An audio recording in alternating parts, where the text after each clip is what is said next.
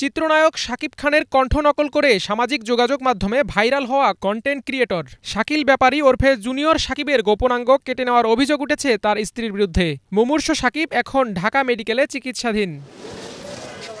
জানা গেছে, পারিবারিক কলহের জের ধরে নারায়ণগঞ্জ বন্দর থানার নিজ বাড়িতে ঘুমন্ত শাকিবের পুরুষাঙ্গ কেটে ফেলেন স্ত্রী টিকটকার শিখা খান। পরে পুলিশ খবর পেয়ে দ্রুত ঘটনাস্থলে গিয়ে অভিযুক্ত শিখাকে আটক করেন। এ সময় ভুক্তভোগীকে প্রথমে বন্দর উপজেলা স্বাস্থ্য কমপ্লেক্সে নেওয়া হয়। অবস্থার অবনতি হলে পুলিশের সহায়তায় তাকে নেওয়া হয় ঢাকা মেডিকেলে।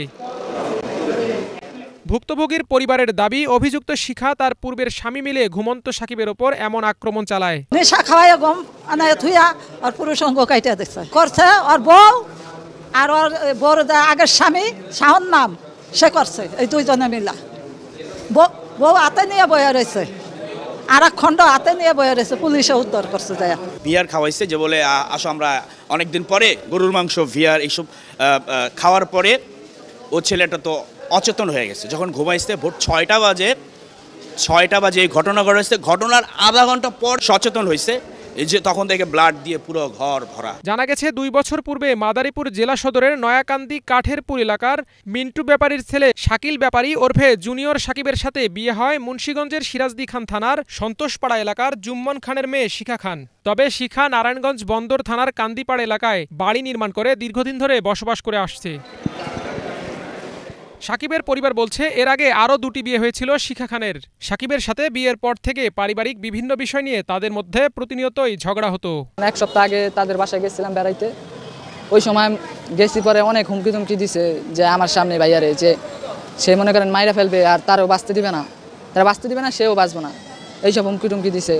আবার বলছে যে তার সাথে সংসার না করলে নাকি তারে ঠিক থাকতে দিব না। আগে পরে অনেকবার ঝামেলা হয়েছে। শিখা খান অনেকবার আমার ভাইয়ের ছেলের সাথে অনেক ঝামেলা করছে। তার শিশু একটা মেয়ে আছে, তার নিয়েও অনেক ঝামেলা করছে।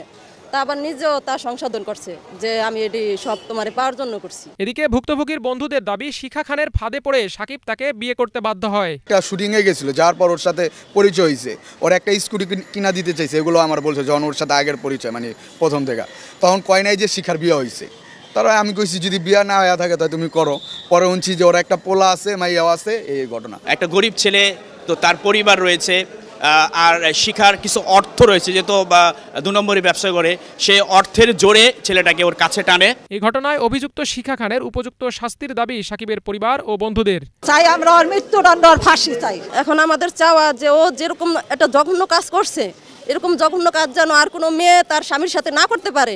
আমরা তার জন্য অনেক বড় শাস্তি চাই, কঠিন বিচার চাই। এরকম মানুষ যদি ঘরে ঘরে থাকে, এই যে আজ করতে কালকে আরেক মেয়ে করবো, আরেকজনের জামাইয়ের এই অবস্থা করব। ঘটনার পর ভুক্তভোগীর মা বাদী হয়ে বন্দর থানায় মামলা দায়ের করেন।